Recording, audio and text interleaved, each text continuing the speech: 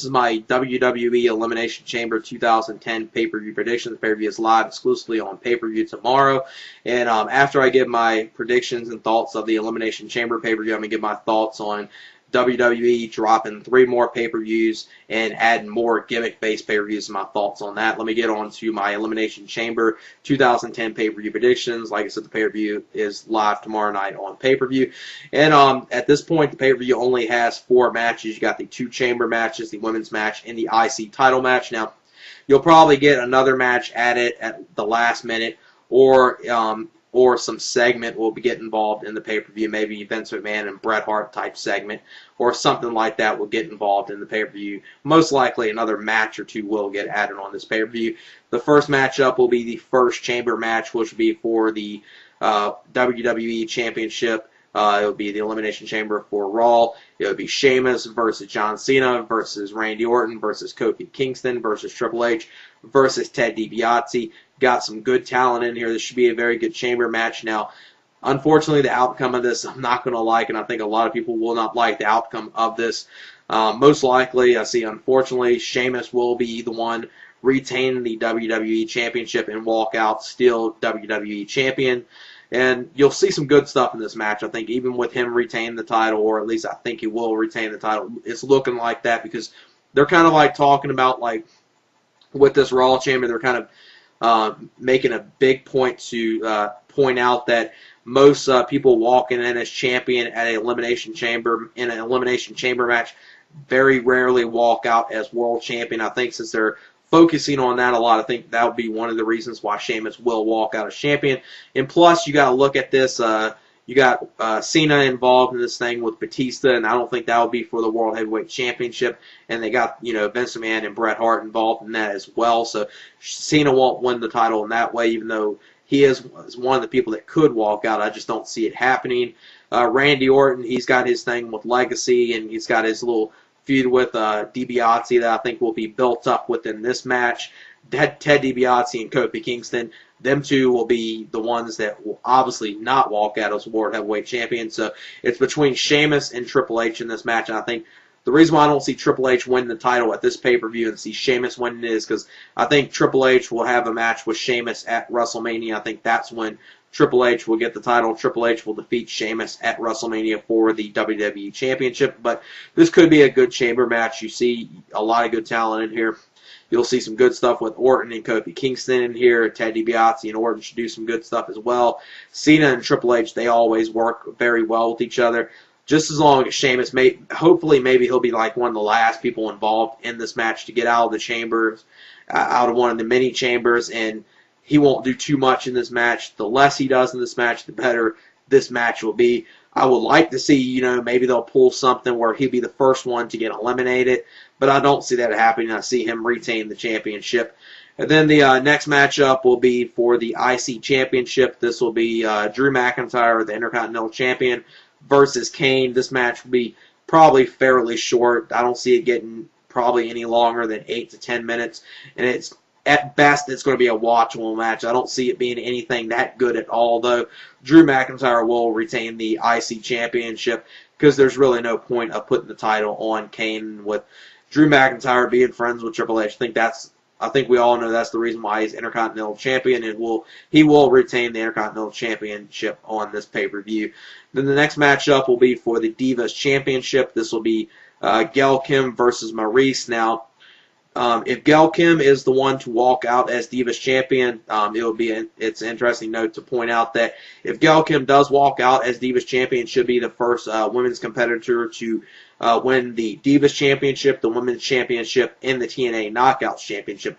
But I don't see that happening. I see Maurice being the one to walk out as Women's Champion just because I think WWE is very high on her. And for some reason or another, I don't think WWE really sees much in Gail Kim, which is unfortunate because she's a very good women's wrestler, and I think she could be something very good for WWE if they ever use her properly within WWE. Now, Maurice, obviously, she has the more WWE look to her, the more diva look to her, the typical blonde look, but I will give her credit. She kind of, makes herself at least seem a little different than the other typical blondes. Maybe not in the looks category because they pretty much all look the same, but I think she's very charismatic. She has a good character, and she's kind of WWE's version of the beautiful people, and I think she pulls it off very well, and I think it works for her. And they've been building her up kind of being the Divas Championship champion since she's made her return, so Maurice will walk out as the new Divas champion. Then the main event will be for the World Heavyweight Championship in the Elimination Chamber match for SmackDown. Like I said, there'll probably be another match or two before this, or maybe another match added, or maybe some type of segment. Hopefully, if they do some type of segment, it's one of those segments that actually seems like it's pay-per-view worthy, instead of just throwing a segment on there to waste 10 or 15 minutes just to clear up some airtime for the pay-per-view right there. Hopefully, if they do a segment, it actually seems worthy of being on there. They might add, a U.S. title match or something on the lines of that, add it to the pay-per-view, because there's only 4 matches on there. I know the chamber matches will get a lot of time, but even with the chamber matches, I mean, you still got probably another 30 to 40 minutes of airtime that has to be, used for something, another match and a segment or something, like I said. The SmackDown Chamber for the World Heavyweight Championship match will have Undertaker versus John Morrison versus CM Punk versus Chris Jericho versus Rey Mysterio versus R-Truth. Now, a lot of people have been expecting within this match, since they've been doing the type of injury work angle with John Morrison, that he'll either get replaced in this match with Shawn Michaels, or maybe Shawn Michaels will do the same thing that Edge did back at the No Way Out pay-per-view in 2009, now known as the Elimination Chamber pay-per-view, where he came out there and attacked Kofi Kingston, and maybe Shawn Michaels will do the same thing with John Morrison or R-Truth and get involved in that match right there. If Shawn Michaels does get involved in the match and is replacing someone, it will be John Morrison that will get replaced. But I don't see that happening, but I do see Shawn Michaels having some involvement in this match, and he will be the one to cost Undertaker the championship in this match. I think they might do something on the lines of,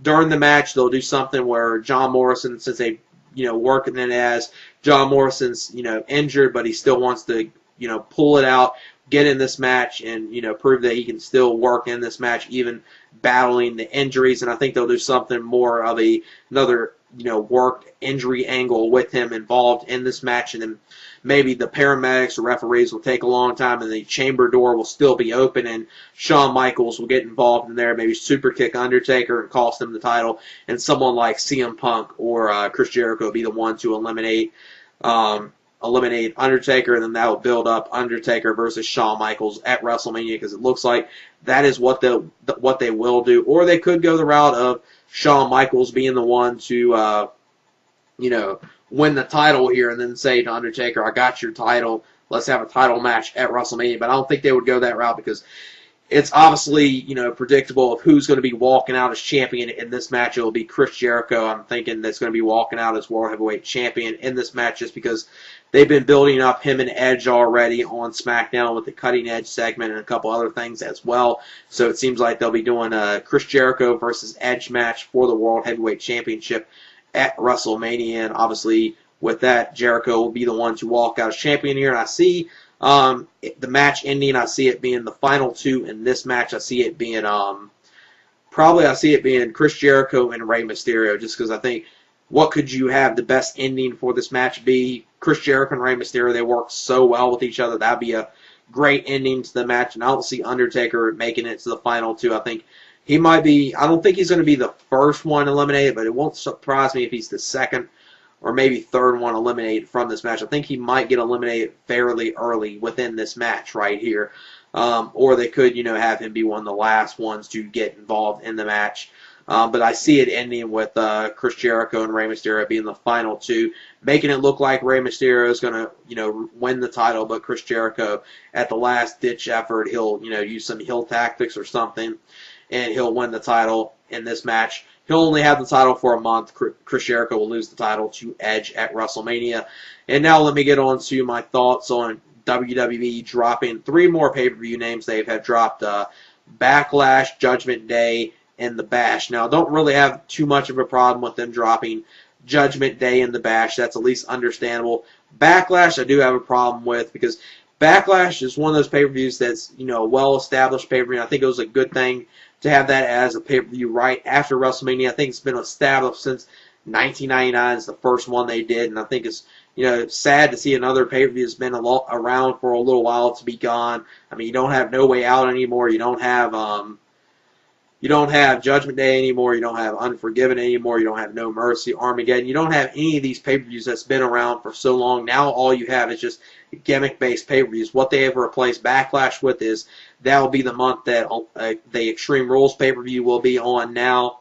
And then in May, you'll have the new pay-per-view replacing Judgment Day, which will be Wild Card. I mean, could they really think of a more generic name than Wild Card? Well, actually, they probably did think of a more generic name than Wild Card, and that's the June pay-per-view, which is the Fatal 4-Way pay-per-view. So you're going to have a Fatal 4-Way gimmick-based pay-per-view, which I think will completely fail. And not only completely fail, I think that pay-per-view, unless you do some good booking at that pay-per-view, that could get I don't think it'd get in the realm of December to Dismember buy rates, but it won't shock me if it gets that close, because, I mean, who's going to care about a Fatal 4-Way gimmick-based pay-per-view? Now, the Wild Card pay-per-view, at this point, we don't know what that's going to be. It could be something like matches picked at random, and maybe you'll see, a lot of inter-promotional matches, inter-brand matches with maybe, you'll have someone on Raw taking on the SmackDown champion, or someone on SmackDown taking on the Raw champion. Just a lot of matches like that where you'll see the brands taking on each other like that. That could be one way they could do it, or something like a roulette wheel where matches and the gimmicks of the matches are just picked at random. That could be another thing they could do with the Wild Card pay-per-view, but it's a very generic name, just like the Fatal 4-Way pay-per-view. And then the July pay-per-view will be Money in the Bank, which at this point, since they got a pay-per-view called Money in the Bank, it would seem likely that the Money in the Bank match is no longer going to be at WrestleMania, which is a sad thing to see, because the Money in the Bank match is not a match that's been going on at Mania for nowhere longer than about 5 years, but it's been one of those matches that's been established at WrestleMania, that's been going on since WrestleMania 21, that it's one of those matches that, people, want to see every year at WrestleMania. I think it has a good idea behind it. The winner of it gets a world title shot to cash in his shot whenever, he wants a chance within 1 year, within a 1 year period. And I think that's a good idea. And,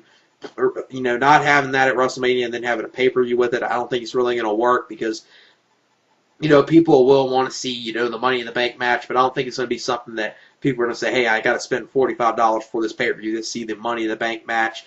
And with that, I mean, you probably expect to see more main event type talent involved in the Money in the Bank match at that pay-per-view, because I don't think you're going to see much, lower or mid-card talent involved in the Money in the Bank match that, you normally would see, people that could, have a shot to win the title that's never had a shot before. And I think you'll see more main event talent in there in the Money in the Bank pay-per-view, which is a terrible idea. I just don't think it's going to work. It should be something, you do the qualifying matches on Raw and SmackDown, then have the Money in the Bank match at WrestleMania. It's terrible getting rid of that match at Mania, then replacing it with a pay-per-view called Money in the Bank, which I don't think really will work, because how many people are going to go out there where you buy a Money in the Bank pay-per-view? And, now other than the Royal Rumble pay-per-view, WrestleMania, and SummerSlam, and the Royal Rumble pay-per-view is even gimmick-based because you got a 30-man battle royal, so I guess, even though that's gimmick-based, it's not like gimmick-based like these other pay-per-views, but I guess if you want to say the only pay-per-views that really aren't gimmick-based are WrestleMania and SummerSlam, since the Rumble does have the 30-man battle royal, so almost every single pay-per-view WWE has now is a gimmick-based pay-per-view, which I think is a terrible idea for them to do, because not only is it going to, the pay-per-views aren't going to be as good, but, I mean, with all these gimmick-based pay-per-views, just devalues anything of these gimmick matches, which actually might mean something, but if you do, 2 or 3 of them on one pay-per-view, it's like, really? You're just, throwing them together. It's really pointless to do. And who would have thunk it that, in 2010 or within the last year or so, WWE has been the more gimmick-oriented and gimmick-fied company over TNA, which at one point was pulling out gimmick matches every single, week on Impact. every single pay-per-view is over a gimmick fight, and they've gotten better with that. And now WWE, pretty much every pay-per-view is gimmick-based pay-per-view other than SummerSlam and WrestleMania. And the Rumble pay-per-view, you know, has been around for so long, hope that won't get gone, but that's even a gimmick pay-per-view. So really you only got 2 pay-per-views that aren't a gimmick pay-per-view. And with that, that's probably going to hurt your pay-per-view buy rates, and pay-per-view buy rates are going to go down even more. And plus, the WWE needs to realize that, you know, throwing these gimmick-type pay-per-views and thinking it's going to increase the buy rates, it will not do that. I mean, they got to realize that, you know, you got an oversaturated pay-per-view market. I mean, most wrestling fans are fans of other wrestling companies, you know. WWE fans, you know, watch TNA pay-per-views, and everyone watches WWE TNA pay-per-views. You know, if you're a fan of, you know, even, you know, Dragon Gate USA, they got pay-per-views. Ring of Honor, they got internet pay-per-view streams now, you know, with their next pay-per-view stream being the Big Bang in April. So, and, you know, a lot of wrestling fans are MMA fans as well, so you got UFC to compete with them as well. You just got so many pay-per-views that pay-per-view numbers are obviously going to go down. Not only that, you got the economy as well. So you got an oversaturated pay-per-view market, and you got the economy as well. So WWE needs to realize that the only way people are going to be willing to pay $45 for your pay-per-view is not, you know, if you throw out, you know, gimmick matches and just think that's going to draw. You know, you have to have good build to your pay-per-view and make some of the matches seem like they're worth going out your way to purchase, other than, you know, people waiting, you know, a month to get the DVD, which they'll only have to pay $15 or $20 with, or just, you know, watching the pay-per-view online, or, you know, downloading a copy of the pay-per-view. WWE needs to realize they need to book stuff on the pay-per-view that actually seems worthy of people, you know, throwing out their money for the pay-per-view.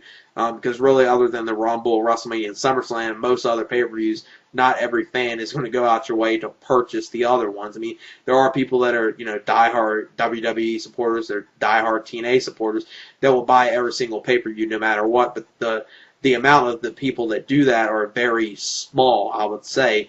With the fan base, there's obviously more, you know, WWE loyalists that will, you know, buy every WWE pay-per-view over, you know, TNA loyalists, because they obviously have a bigger fan base.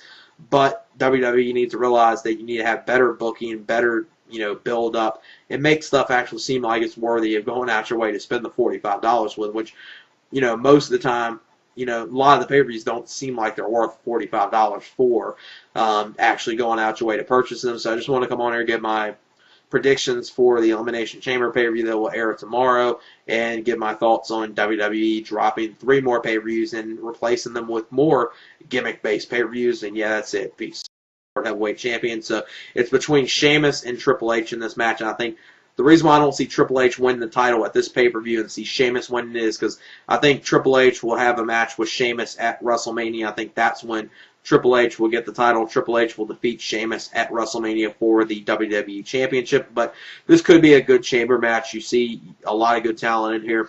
You'll see some good stuff with Orton and Kofi Kingston in here. Ted DiBiase and Orton should do some good stuff as well. Cena and Triple H, they always work very well with each other.